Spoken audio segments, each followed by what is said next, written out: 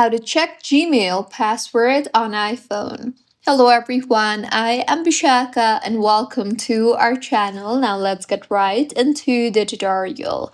Firstly, go ahead and open the Passwords application on your iPhone.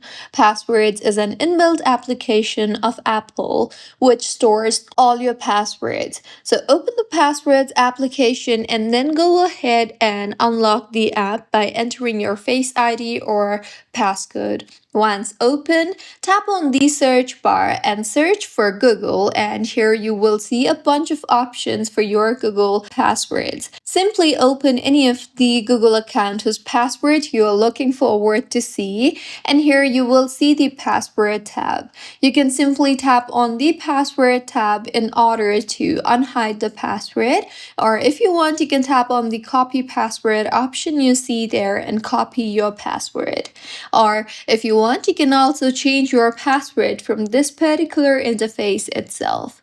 So this was about how you can check your Gmail password on mobile. If you find this tutorial helpful, please like the video and do comment if you have any queries.